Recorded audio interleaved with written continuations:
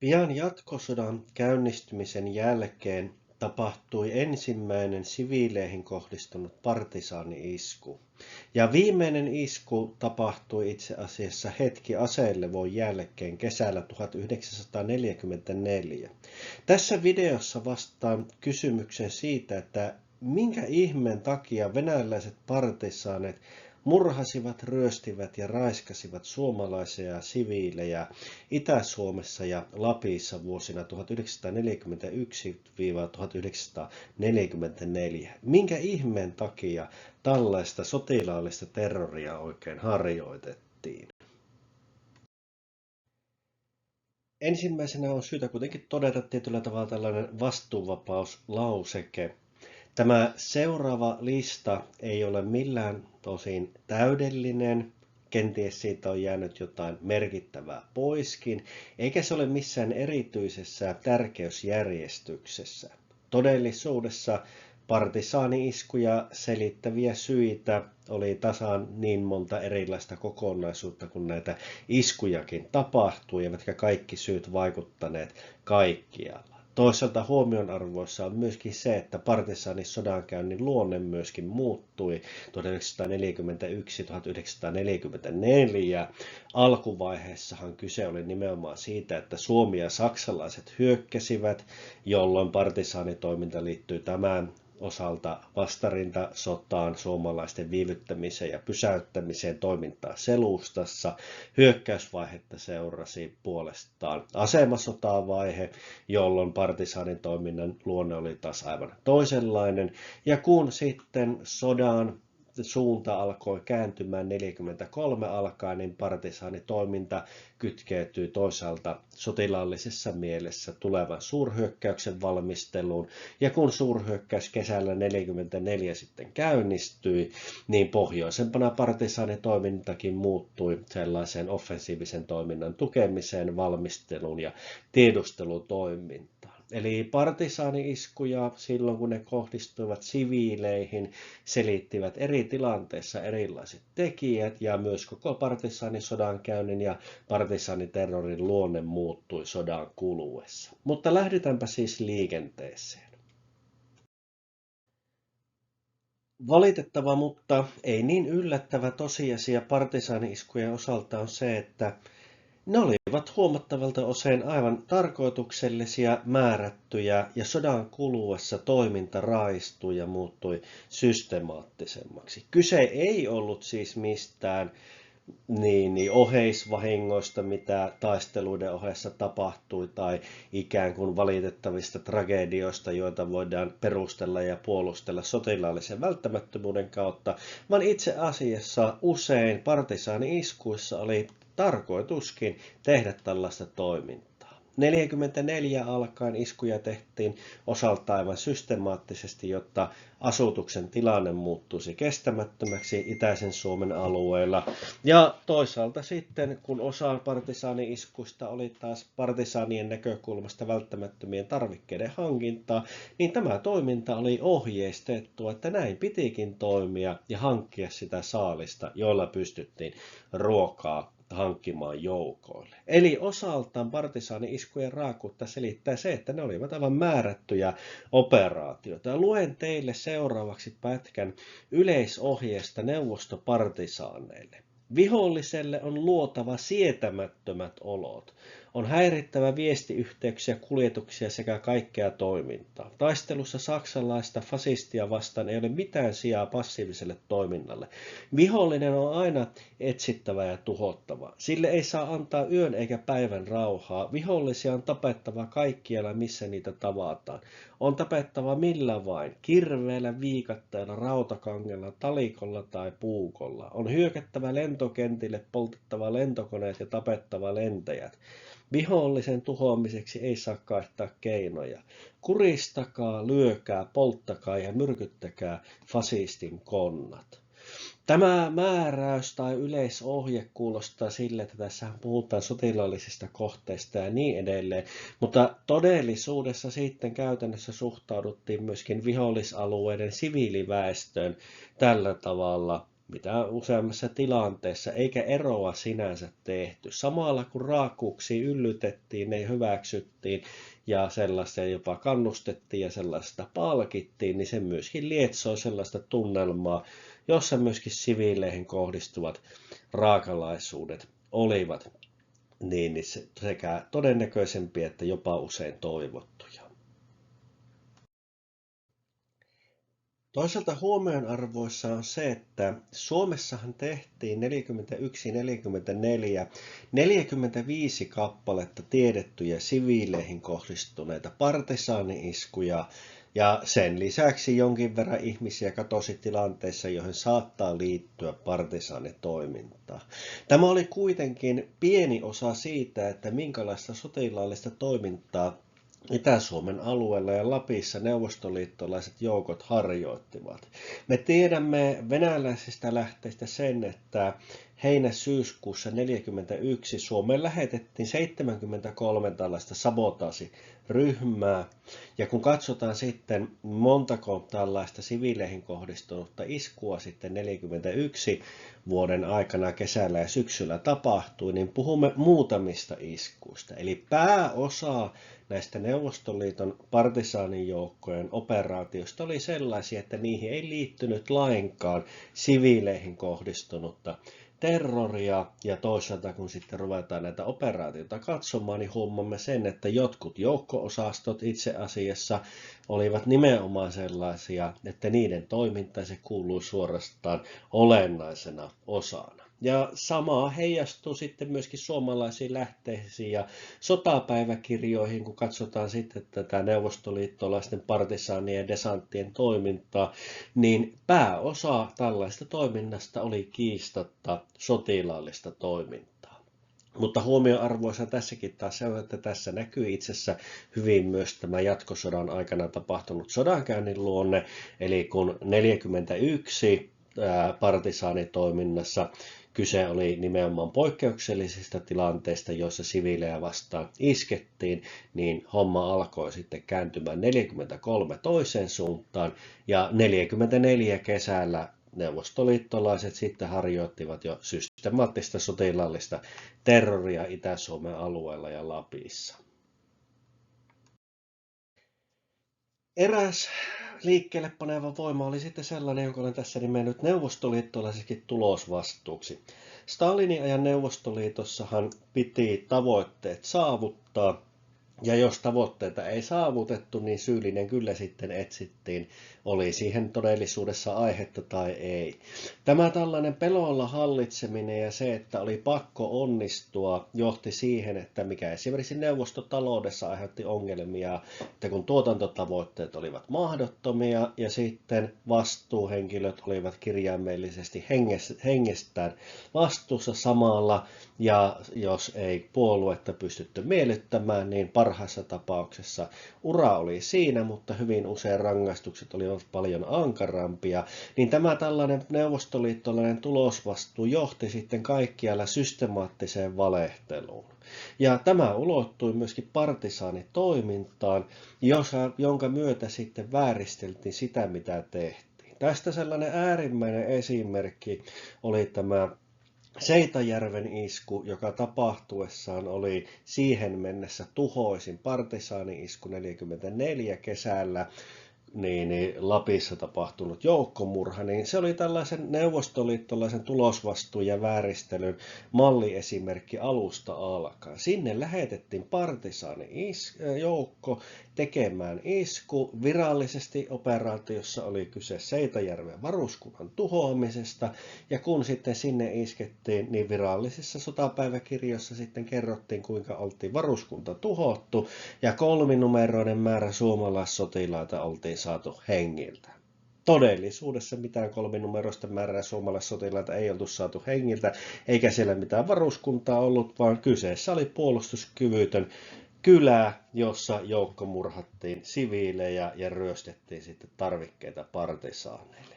Eli osaltaan tätä toimintaa jo eteenpäin se, että Neuvostoliitossa piti sitten tehdä sitä tulosta ja niitä vääristeltiin. Ja itse asiassa kun suomalaiset pääsivät 90-luvulta alkaen sitten näitä neuvostoliittolaisia arkistoja Venäjällä tutkimaan ja niitä pystyttiin sitten vertailemaan suomalaisiin raportteihin ja sitten mitä silminnäkijätietoja oli vielä saatavilla, niin huomattiin se, että tämä oli niin kuin hyvin systemaattista. Myös silloin, kun neuvostoliittolaiset iskivät sotilaallisesti perusteltuja kohteita vastaan, niin hommaan tuli melkoista lapin lisää. Eli esimerkiksi rautatien onnistunut katkaisu räjäyttämällä, mikä voitiin todeta, että näin oli todenteolla tapahtunut, niin neuvostoliittolaisissa sotapäiväkirjoissa muuttui sitten siihen, että siinä oltiin jo samalla saatu suistettua junaraiteilta aiheutettua suomalaisille tai saksalaisille raskaita tappioita. Tässä on kuva neuvostoliittolaisista partisaaneista jossain Itä-Karjalan alueella tai pohjoisempana jatkosodan alkuaikoina. Ja tämähän on melkoinen ryysyläisjoukko, jolla ei pääosin edes kunnon reppuja käytössään ole. Neuvostoliittolaisten huolto ja varustus kyllä parani sodan edetessä. Huomioarvoissahan se, että nämä partisaaniosastothan alun alkaen muodostettiin siltä pohjalta, että upseerit olivat puna-armeijan sotilaita, eli sotilaallisen koulutuksen saaneita, mutta miehet sitten ja koko joukko naisia, 10%, 15% oli erityisesti radisteina huollossa ja lääkintätehtävissä sekä muissa erityistehtävissä, niin nämä koottiin sellaisista miehistä ja naisista, joita ei oltu sijoitettu puna-armeijaan. Ja tämä näkyy sitten osaltaan siinä, että alkuvaiheessa varsinkin partisaanien varustus oli heikolla tolalla, ensimmäisen maailmansodan välineitä itse asiassa huomattavilta osin. Ja tämä sitten tietyltä osin tämä huono tilanne jatkuu sitten sodan edetessäkin. Nimittäin se tarkoitti sitä, että esimerkiksi partisaaniosastoilla ei kauheasti ollut sitten tuolta elintarvikkeita mukanaan, kun lähtivät Suomen alueelle. Suurelta osin sitä toki selitti se, että kaikki aseet, ammukset, räjähteet ja vastaavat ja viestilaitteet piti kuljettaa. Niin tätä huollon heikkoutta sitten kompensoitiin sillä, että hankittiin sitä ruokaa sitten paikallisesti, mikä tarkoitti siviiliväestön ryöstelyä. Ja osa näistä iskuista sitten tehtiin sillä tavalla, että tarkoitus oli, että ei jää silminnäkijöitä. Pelättiin kiinni jäämistä siinä vaiheessa, kun suomalaiset alkoivat 42 alkaen sitten parantaa itäisten alueiden ja pohjoisten alueiden puolustusta. Kyliin ja maatiloille sijoitettiin sotilaita ja luotiin sitten tämmöinen järjestelmä, jolla myöskin sitä liikennettä muuten pyrittiin sitten seuraamaan, että mitä siinä idän ja lännen välillä kulki, partioitiin ja niin edelleen. Niin tilanne oli sellainen, että tämä partisaanitoiminta muuttui erittäin vaaralliseksi. Ensimmäinen tulitaistelu suomalaisten kanssa, ensimmäinen kiinni jääminen, kuinka siviilit saavat havainnon, niin hyvin usein johti sitten taka-ajoon ja taisteluihin, ja monet partisaaniosastot kärsivät todella raskaita tappioita. Me tiedämme sen, että vaikka partisaaniosasto olisi lähtökohtaisesti onnistunut tehtävässään ja palannut sitten takaisin, niin aivan normaalia oli, että 1/4, 1/3, jopa puolet tai enemmänkin näistä osastoista sitten jäi sille tiellensä.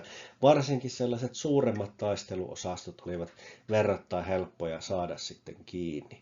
Ja osaltaan siis näiden iskujen raakuutta siis lisäsi se, että ei haluttu niitä silminnäkijöitä ja selvinneitä hälyttämään suomalaisia paikalle ja niin edelleen. Sellainen mielenkiintoinen historian tutkimuksen kysymys, johon itse en ole löytänyt vastausta, on katsoakseni se, että kuinka paljon itse asiassa, kun nämä partisaanit sitten menivät suomalaisiin kyliin ja sieltä otettiin sitten eläimiä, ruokaa ja muita tarvikkeita, niin meillä on säilynyt koko joukko anekdootteja siitä, että ne eivät aina tällaiset kohtaamiset johtaneet yhtään mihinkään veritöihin. Niin mielenkiintoinen kysymys itse asiassa oli, että kuinka paljon näitä elintarvikkeita siviileiltä sitten tosiasiallisesti ryöstettiin ilman, että se johti tappamiseen ja muuhun vastaavaan. Mutta tosiaan yksi selittävä tekijä oli se, että neuvostoliittolaisilla joukoilla huoltotilanne oli heikko. Täällä Suomen puolella esimerkiksi ei harjoitettu käytännössä lainkaan sitä, että olisi pudotettu elintarvikkeita lentokoneilla, ja myöskään sitten neuvostoliittolaiset eivät kauheasti tehneet sitä, että olisivat valmistelleet tällaisia huoltotukikohtia selustaan, joista sitten tarvikkeita saatiin. Tämähän esimerkiksi oli suomalaisessa kaukopartiotoiminnassa aika perussettiä, että ensin sinne tehdään tämmöisiä maastokätköjä tai maastokätköjä tehdään, joista saadaan sitten tarvittavia täydennyksiä. Mutta tosiaan, piti hankkia tarvikkeita ja sitä saatiin siviilejä ryöstämällä helpoimmin, ja sitten silminnäkijöitä ei haluttu, koska ei haluttu, että suomalaiset joukot saavat sitten kiinni. Nykynäkökulmasta katsoen toinen maailmansota oli ylipäätään hyvin raaka sota. Ja sotarikoksiin syyllistyvät myös suomalaisetkin joukot jatkosodan aikana. Mutta kun katsotaan sitten tätä venäläisten toimintaa, niin kyllähän sitä, jos ruvetaan katsomaan, niin kyllähän se ryöstely, raiskaaminen ja hävittäminen oli aika lailla sellainen niin kuin maan tapa. Puna-armeija nimellisesti kyllä noudatti kansainvälisiä sopimuksia, sodankäynnin käytänteitä ja niin edelleen. Mutta todellisuudessa kurinpito liittyy lähinnä siihen, että ovatko joukot taistelukelpoisia, suorittavat tehtävänsä ja eivät pakene. Se, että jos siinä sitten näiden parametrien täyttyessä sotilaat sitten ottavat oman käden oikeudeksi ryöstellä, raiskata ja tappaa, niin se nyt ei ollut mikään suuren suuri ongelma useimmiten. Tästä semmoinen mikrotason esimerkki, tämä kuuluisa kuva Berliinin valtiopäivätalolta, jota jouduttiin retusoimaan, kun tässä on tämä sotilas, joka sitten tukee tätä lipunnostajaa. Kyseessä on lavastettu kuva, niin hänellä tarkkasilmäiset näkevät tässä 2 kelloa. Kellot olivat saksalaiset kellot, haluttua tavaraa ja kätevää ryöstösaalista. Ja tämähän sitten kuvaa muokattiin myöhemmin, että ei paljasteta tällaista niin kuin ryöstelyn merkkejä. Ja kun puna-armeisen Saksan miehitti, niin tämä ensinnäkin koko itäisen Euroopan läpi vyöryminen, sehän oli yhtä ryöstöä ja hurmejuhlaa melko lailla myöskin siviilien näkökulmasta, niin on arvioitu esimerkiksi se, että noin 2 miljoonaa saksalaista naista raiskattiin neuvostomiehityksen aikana. Ja toisin sanoen, se mitä partisaanit tekivät pohjoisen suunnalla, niin ei oikeastaan eronnut siitä, mitä puna-armeijan joukot ylipäätään tekivät. Ryöstely silloin, kun se ei haitannut tehtävän täyttämistä, ei ollut mikään ongelma. Se, mitä voitiin pitää sotarikoksena siviilejä kohtaan, ei ollut mikään ongelma niin kauan kuin se ei liittynyt sellaiseen yleiseen kurittomuuteen ja siihen, että joukot eivät kyenneet tehtäviä suorittamaan. Eli ikävästi voitaisiin sanoa, että oikeastaan se oli tällainen maan tapa. Venäjän armeija ei ole koskaan ollut mikään erityinen humanismin airut, eikä sieltä päästä armeijoita, jotka olisivat ensimmäisenä olleet siistimässä toimintaansa. 5. ja listan viimeisenä, mutta ei varmastikaan vähäisempänä eikä varmaan ainoana, mikä tässä nyt pitäisi vielä käsitellä. Olen nostanut esille sitten tämän radikaalit joukot ja suomalaiset petturit. Tosiaan partisaaniosastot, kun ne siellä toimivat vihollisen selustassa, niin siellähän oli tällainen mahdollisuus, verrattain helppo mahdollisuus muihin joukkoihin nähden, loikata vihollisen puolelle.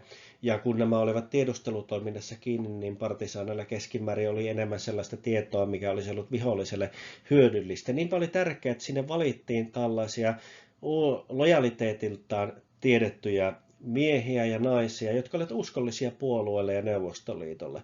Tämä tarkoitti sitä, että olivat keskimäärin radikaalimpia neuvostoideologian kannattajia, joka näkyi sitten tässä myöskin raakkuudessa, joka kohdistettiin näitä vihollisia kohtaan. Tämä sama hommahan oli, jos ruvetaan katsomaan eteläisempiä suuntia, niin kyllähän ne Saksan SS-joukot olivat huomattavasti raaempia ja radikaalimpia kuin perus Wehrmachtin joukot esimerkiksi.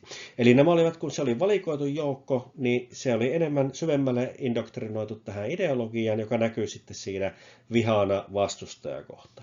Toisaalta huomioarvoisa on se myöskin, että näissä partisaaniosastoissahan oli yliedustetusti Suomea ja Karjalaa osaavaa väkeä suhteessa alueen väestöpohjaan.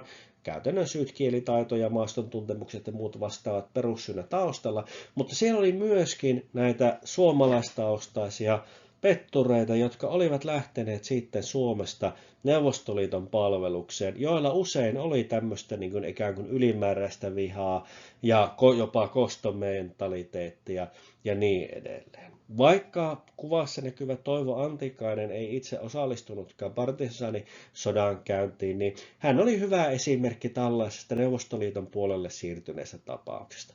Suomen sisällissodassa hän oli ollut punaisten puolella, ei tosin osallistunut taistelutehtäviin, vaan oli hallinnollisissa tehtävissä. Kun sisällissota sitten kääntyi punaisten tappioksi, niin hän oli yksi näistä tuhansista, jotka lähtivät sinne itänaapurin alueelle ja pääsivät sinne. Antikainen teki sitten sotilasuraa puna-armeijan riveissä ja sitten osallistui itse asiassa näihin heimosotiin, joissa sitten taisteltiin näitä suomalaisia joukkoja vastaan tuolla Itä-Karjalan alueella. Ja kun sitten Suomessa SKP:n, Suomen kommunistisen puolueen toimintaa suitsittiin ja väkeä vangittiin, niin Antikainen lähetettiin sitten Suomeen toimintaan ja auttamaan sitten tätä kommunistien toimintaa Suomen puolella. Ja Suomessa hän jäi sitten kiinni tästä näin. Antikaisen tapaus itse asiassa oli 30-luvulla tällainen niin kuin todellinen skandaali ja näkyvä oikeudenkäynti, jossa nimenomaan Antikaista sitten syytettiin näiden heimosotien aikaisista tapahtumista. Hänet vangittiin ja talvisodan sitten päättäneen rauhan jälkeen sitten hänet vapautettiin ja päästettiin takaisin Neuvostoliittoon, jossa hän sitten jatkoi Neuvostoliiton palveluksessa. Antikainen kuoli 1941. Hänen kuolemastaan hiukan erilaisia syitä.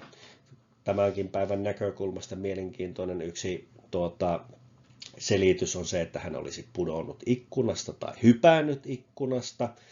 Toisaalta sitten on mahdollista ja virallinen totuus, että hän kuoli lento-onnettomuudessa 1941. Mutta Antikainen oli tällainen merkittävä neuvostohahmo ja hänen mukaansa esimerkiksi nimettiin yksi näistä partisaaniosastoista. Aivan suoraan hänen mukaansa oli nimetty yksi näistä partisaaniosastoista. Mutta siis näiden joukkojen mukana oli tällaisia suomalaistaustaisia tapauksia, jotka jatkoivat sitä sotaa, mitä he olivat jopa käyneet siellä sisällissodan aikaan Suomessa. Ja tämä tarkoitti sitä, että he olivat myöskin niin kuin radikaalimpaa väkeä. Huomioarvoisa tosiaan on se, että kun näissä partisaaniosastoissa oli suomalaisia ja karjalaisia muiden Neuvostoliiton väestöryhmien ohella, niin nämä osallistuivat aivan samalla tavalla sitten näihin raakkuuksiin kuin sitten enemmistönä olleet venäläiset.